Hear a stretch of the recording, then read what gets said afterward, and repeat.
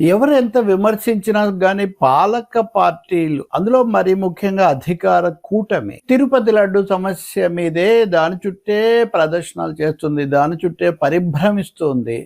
Budget పెట్టారు, budget లో ఆంధ్రప్రదేశ్ కు రావాల్సింది వచ్చిందా లేదా, రావాల్సినవి ఎన్ని రాలేదు, ఓ ప్రత్యేక హోదా, ఒక అమరావతికి నిధులు, పోలవరం, ఇలాంటి అంశాల మీద ఏం లేదు. లడ్డు లడ్డు లడ్డు నెయ్యి. ఇది కూడా ఎప్పుడు అంతకుముందు జరిగిందాన్ని, ఎప్పుడు జరిగింది, ఎక్కడ దొరికింది, ఏం చేశారు, దీని మీద సిబిఐ ఛార్జ్ షీట్ సమర్పించి అప్పుడు ఎందుకు సాగదీస్తున్నారు, దీని మీద తీవ్రమైన నిరసన వస్తుంది అంతకంతకు కూడా. ఇదంతా కూడా పోనీ అవినీతి అంటే కాదు, మతాన్ని దెబ్బతీయడానికి కుట్రాని అని అదొకటి. దానికి ఏం ఆధారం ఉంది, లేదంటే నిందితులుగా పేర్కొన్న 36 మందిలో అందరు హిందూ మతస్థులే. వాళ్ళు చేశారని పైన రాజకీయ నాయకులు చెప్తున్న వాళ్ళు కూడా వాళ్ళ మీద ఎవరి మీద ఏం పెట్టిందేం లేదు. కాబట్టి ఈ అన్ని వేరే మతం వాళ్ళు దెబ్బతీయడానికి చేశారు అని చెప్పడం, అప్పుడు ఇంత కష్టపడడం ఎందుకు, దెబ్బతీయడానికి ఇంకా చాలా పద్ధతులు ఉంటాయి కదా. కాబట్టి ఇదేదో మత కోణం మళ్లించడం అట్లా ఉంచి, ఈరోజు ఒక చిన్న పత్రిక, ఇది మన సర్కార్ అనే వస్తుంటుంది, ఆన్లైన్లో ఎక్కువగా ఉంటుంది.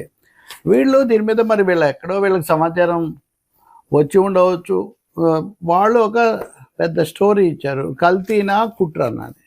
ఇప్పుడు వాళ్ళు కుట్ర పన్నారని వీళ్ళు చెప్తుంటే, వీళ్ళే కుట్ర పన్నారు. ఎందుకంటే అసలు ఇది దొరికింది, పట్టుబడిందే వీళ్ళ అధికారంలోకి వచ్చిన తర్వాత కదా. తెలుగుదేశం కూటమి అధికారంలోకి వచ్చిన తర్వాతనే కొత్త ఈఓనే ఈ విషయం బయట పెట్టారు. కాబట్టి పట్టుబడింది, వెనక్కు పంపింది కూడా కూటమి వచ్చిన తర్వాతనే. అటువంటి అప్పుడు ఈ సాక్ష్యాధారాలు, పరిశీలన, శాంపిల్స్ అన్నీ కూడా కూటమి వచ్చిన తర్వాతవే కదా.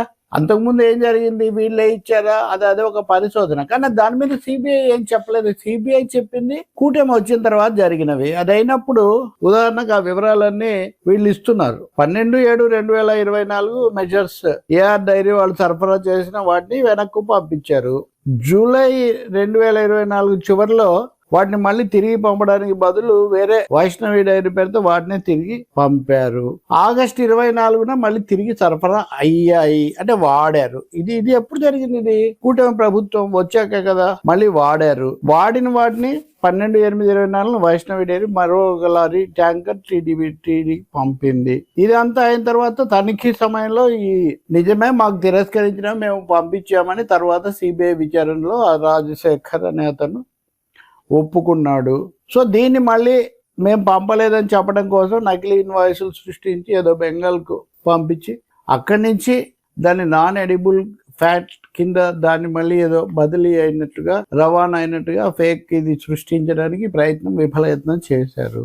ఆ చార్ట్లు, డెలిటెడ్ చార్ట్లు కూడా తీసేసరికి ఈ విషయాలన్నీ బయటపడ్డాయి. ఇది అంతా కనిపిస్తుంది. కానీ ఇవన్నీ జరిగింది ఎప్పుడు, వీళ్ళు కన్ఫెస్ కూడా చేశారు సిబిఐ దర్యాప్తులో.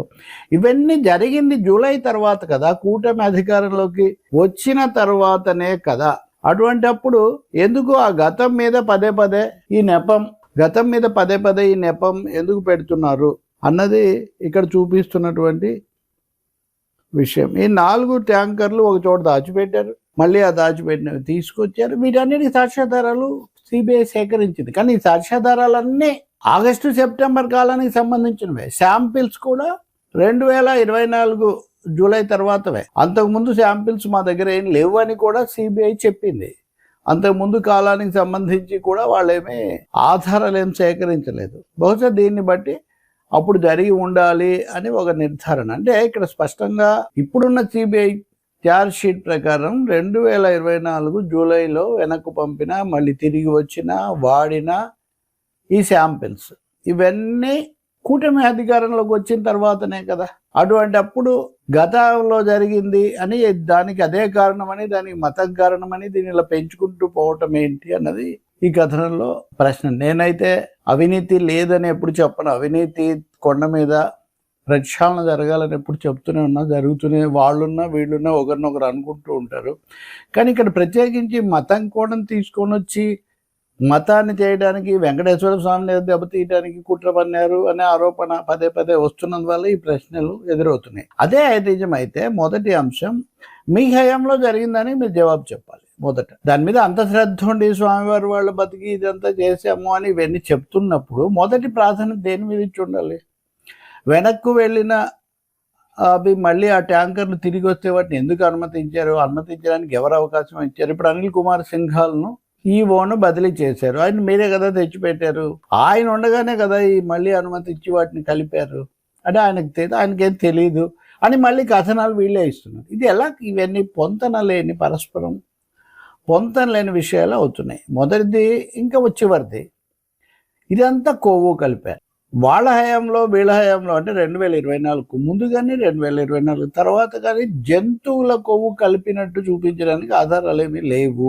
మరీ ముఖ్యంగా పంది కొవ్వు అనేది లేదు అని చాలా స్పష్టంగా చెప్తున్నాయి ఇవి ఈ సాక్ష్యాధార ఇవన్నీ కూడా. ఇన్నిసార్లు చెప్తున్న వాటిని వదిలేసి లేనిది ఉంది ఉంది ఉంది అని నిరూపించడానికి దానికి ఎందుకు అంత తాపత్రయం? ఇప్పుడు తాజాగా టాయిలెట్లు కడిగే దీన్ని వాడారు. ఇది కొత్తది. దీన్ని అందరూ వాళ్ళకి సంబంధించిన నిపుణులు కూడా వాదిస్తుంటే నాకు చాలా ఆశ్చర్యం వేసింది. అసలు అంతకుముందే బీజేపీ ఆర్ఎస్ఎస్లు కూడా దీన్ని బలపరచలేదు. ఈ రంగరాజన్ ఉన్నాడు. ఈ రంగరాజన్ ఉదాహరణకు వాళ్ళతో పాటు గణేష్ ఉత్సవాల్లో కూడా పాల్గొని విదేశీయులందరినీ పంపించేయాలి అని ఇవన్నీ మాట్లాడిన చాలా తీవ్ర స్థాయిలో మాట్లాడిన మత భాషను చేసిన వ్యక్తి. ఈయన కూడా ఆధారాలు లేకుండా ఎందుకు చెప్పారు?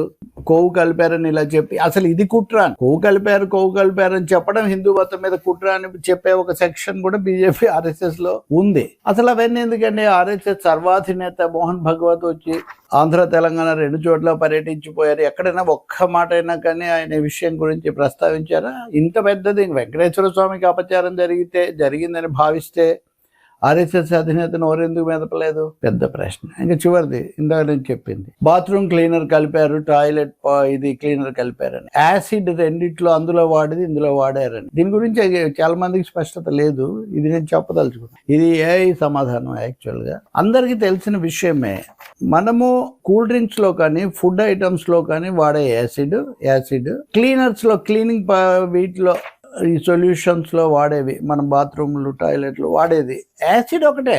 దాని డెన్సిటీలో దాని సాంద్రతలో మాత్రమే తేడా ఉంటుంది, ఒక యాసిడ్ కాదు. ఇప్పుడు ఏ సమాధానం మనం విందాం. Common acids in toilet cleaners include strong agents like hydraulic acid HCl, sulphuric acid and oxalic acid designed to dissolve mineral deposits, rust and scale. Food grade acids used for preservation and tangy flavor include citric acid, acetic acid అంటే vinegar అన్నమాట, and phosphoric acid. ఇది చాలా ముఖ్యమైనది. Citric acid is often used for both food and in higher concentrations for cleaning. ఈ phosphoric acid commonly found in acidic bathroom cleaners for removing soap, and hard water stains. అదే మళ్ళీ acids in food industry. Citric acid found in fruits, jams and used as a cleaner due to its antibacterial properties. Citric acid అనేది fruit జ్యూస్లు వీటన్నిటిలో వాడతారు. Acetic acid main component of vinegar used in pickles and as a mild cleaner. Phosphoric acid added to cola beverages for a tangy flavour. అందుకని నేను ఇది ఎందుకు చెప్తున్నానంటే, జన విజ్ఞాన వేదిక, ప్రజా సైన్స్ ఉద్యమకారులు కూల్ డ్రింక్స్ ఇవి హానికరము లేకపోతే వాడకండి అని చాలా జరిగింది కదా. అప్పుడు వాళ్ళు చెప్పారు, ఒక కూల్ డ్రింక్ ఇప్పుడు మనం యాసిడ్ బాత్రూంలో వాడేది అక్కడ కూల్ డ్రింక్ పోస్తే కూడా అది కూడా పనిచేస్తుంది, దాంట్లో తక్కువ శాతంలో అది ఉంటుంది. ఇప్పుడు చాలా కీలకమైన రాజ్యాంగ పదవుల్లో ఉన్న వాళ్ళు అది వాడారంటే ప్రాథమికంగా అవే లక్షణాలు ఉంటాయి. డెన్సిటీలో, సాంద్రతలో చాలా తేడా ఉంటుంది. వాడారు అంటే ప్రాపర్టీ వైజ్ అదే. ఈ ఫాస్ఫరిక్ యాసిడ్ ఉంది కదా, ఫాస్ఫరిక్ యాసిడ్ H3PO4 ఇది ఉంటుంది, ఇది దాంట్లో ఉంటుంది, దీంట్లో కూడా ఉంటుంది. కాబట్టి ఇవన్నీ జనాన్ని గందరగోళానికి గురి చేయటం. మామూలుగా ప్రభుత్వాలు ఏం చేస్తాయండి, ఓ ప్రమాదం జరిగింది, ఒకటి ఏదో అయింది, లేకపోతే ఒక హాస్టల్లో పిల్లలు తిన్నారు, ఇటువంటివి వస్తే ఏం చేస్తారు? భయం తగ్గించడానికి ముందు ప్రయత్నిస్తారు, ఆందోళన పెంచడానికి ప్రయత్నం చేయరు. లేదు మన హయాంలో ఏదైనా ఒక తొక్కిసలాట ఏదో జరిగింది, ఒక ప్రమాదం ఏదో జరిగింది అంటే దాన్ని తగ్గించడానికి ప్రయత్నం చేస్తారు కదా. మీరు టీటీడీ కూడా ప్రభుత్వ సంస్థే కదా, అంటే ప్రభుత్వం కాకుండా దానికి స్వతంత్ర ప్రతిపత్తి ఉన్నప్పటికీ ఎంత స్వతంత్ర ప్రతిపత్తి ఉంది? ఇప్పుడు కొత్తగా వచ్చిన చైర్మన్ ఏం మాట్లాడాలన్నా ముఖ్యమంత్రి గారి ఆదేశాల ప్రకారం అని చెప్తున్నారు ఆయన చాలా స్పష్టంగా. మరి దాన్ని ఎందుకు ఓన్ చేసుకోవట్లేదు? మూడవది లాస్ట్ పాయింట్, ఒకవేళ నిజంగా ఫలానా వాళ్ళే చేశారు, ఉదాహరణకు వైవి సుబ్బారెడ్డి చేశాడు, ఇంకొక ఆయన చేశాడు అని మీ దగ్గర చర్యలు తీసుకోండి. ఇప్పటికి దాదాపు ఏడాదిన్నర నుంచి చర్చ జరుగుతుంది. ఏ దశలో కూడా నోటీసులు ఇచ్చి అట్లాంటివి ఏం చేయలేదే. అంటే ప్రెస్ కాన్ఫరెన్స్లు పెడితే, ఫ్లెక్సీలు పెడితే, రోజు స్టోరీస్, డెమాన్స్ట్రేషన్స్ చేస్తే జరుగుతుందా? అంటే ఈ సమస్యను సాగతీయటం అన్నది ఏ విధంగా ఉపయోగం? అది సమాజానికి కానీ, భక్తులకు కానీ, భక్తికి కానీ, ఆధ్యాత్మికతకు కానీ ఏమైనా దోహదం చేస్తుందా? నిజంగా అంత పొరపాటు జరిగితే దేవుని నమ్మిన వాళ్ళు దేవుడే చూసుకుంటాడని అనుకుంటారు. సిట్ తప్పు అంటే ఎవరు కోరుకున్నట్టు ఎందుకు జరుగుతుంది? వాళ్ళని అడిగితే వీళ్ళని పెట్టమంటారు, వీళ్ళని అడిగితే వాళ్ళని కాబట్టి కల్తీ లేదు, అసలు జరగలేదు అని కాదు. కానీ జరిగిన సాక్ష్యాధారాలతో దొరికింది జూలై తర్వాత. దీని మీద కదా ముందు జవాబు చెప్పాలి. ఎందుకు ఆపలేదు, ఎందుకు మళ్ళీ అనుమతించారు, అసలు అప్పటి వరకు అత్యధిక ప్రాధాన్యత ఇచ్చే టీటీడీ పరిస్థితిని వెంటనే ఎందుకు చేతుల్లోకి తీసుకోలేదు? ఆ తర్వాత నియమించిన 2 ఈవోలను కూడా ఎందుకు మీరు విశ్వసించలేకపోయారు, మార్చేశారు? నేను వ్యక్తిగతంగా కానీ ఎవరిని అనడం లేదు, కానీ దీన్ని ఎడతెగకుండా ఇలా సాగతీయటం వల్ల ఆంధ్రప్రదేశ్ సమస్యలన్నీ హైజాక్ అయిపోయి లడ్డే సర్వస్వంగా మారిపోయి లడ్డు నెయ్యి లడ్డు దీని మీద తిట్టుకుంటూ లేని ఇంత ప్రయత్నం చేసినా కానీ మతతత్వానికి రాష్ట్ర ప్రజలు గురి కాలేదు. అది సంతోషించాలి. అంతర్వేది రథము, రామతీర్థము ఇవన్నీ చెప్పినా కానీ దాన్ని బట్టి ఏమి ఎలక్షన్ వేడిక్ట్ ఎన్నికల తీర్పు వచ్చిందని ఎవరు భావించట్లేదు కదా. ఇప్పుడు కూడా అది ఎందుకు దాన్నే ఒకసారి పనిచేయని ఫార్ములాను పదే వాడితే పని చేసి వాస్తవాలు గుర్తించడం చాలా మంచిది. ఇప్పుడు నేను చెప్తున్నా కదా, చూపించా కదా, జూలైలో పట్టుకున్నారు, సెప్టెంబర్లో తిరిగి వచ్చింది శాంపిల్స్. ఈ కాలానికి ముందు ఎక్స్ప్లెనేషన్ చెప్పండి, ఇది ఎందుకు జరిగిందో. ఒకవేళ అంతకుముందు ఎందుకు జరిగింది అనేది మనం తర్వాత చూద్దాం. అంటే మీరు తిరస్కరించింది మళ్ళీ వాళ్ళు వేరే లేబుల్స్తో వస్తే కూడా పట్టుకోలేనంత దురవస్థలో ఎందుకు ఉంది యాజమాన్యం? అంటే దీన్ని బట్టి అక్కడ దళారులు, నేను మురళి ఇంటర్వ్యూ చేసినట్టుగా చర్చించాం కదా మేమిద్దరు, అట్లా మీరు అక్కడ వ్యవస్థ తిష్ట వేస్తున్నారు. వాళ్ళ మీద దృష్టి పెట్టాను, కానీ దాన్ని రాజకీయ వైసీపీ, టీడీపీ, హిందూ, క్రైస్తవ దానిలాగా చేయటం వల్ల, సాగతీయటం వల్ల ఏమీ ఉపయోగం లేదు. ఆర్ఎస్ఎస్ కంటే, బీజేపీ కంటే మించి రాజకీయం చేయగలము అని అనుకుంటే, అసలు నినాదాలను మీరు సొంతం చేసుకోవాలనుకుంటే అది మరింత నష్టం. తెలుగుదేశం పార్టీ మౌలికంగా లౌకిక పార్టీయే కదా. అది ఎన్టీఆర్ ఉండగా అది రథయాత్ర చేశారు అద్వాని అనే పేరుతో. ఆయన బీజేపీతో అసలు పొత్తే పెట్టుకోలేదు. అందుకనే 1994లో ఎన్నికల్లో కమ్యూనిస్టులకు 36 సీట్లు వచ్చాయి. బీజేపీకి ఇవ్వాల్సినవి కూడా వీళ్ళకే కేటాయించారు. అంటే సీట్లు కేటాయించుకునేవి పెరిగాయి. కాబట్టి ఎన్టీఆర్ ఆ విధంగా అంత దృఢమైన వైఖరి తీసుకున్నారు మతత్వం మీద. ఇప్పుడు ఒక్కసారిగా యూటర్న్ తీసుకొని చేయటం, వైసీపీని ఎదుర్కోవడానికి మీరు అనేక ఎత్తుగడలతో ఎదుర్కోండి, రాజకీయంగా ఎదుర్కోండి, ఎవరు కాదంటారు. కానీ కుల మతాలను ఎవరు తీసుకొచ్చినా పొరపాటు. కులం గురించి కూడా నేను ఇంకో వీడియోలో మాట్లాడు, కుల తత్వాన్ని పెంచడానికి పాలక పార్టీలు ఎలా ప్రయత్నిస్తున్నాయి నిన్న కూడా నేను మాట్లాడాను.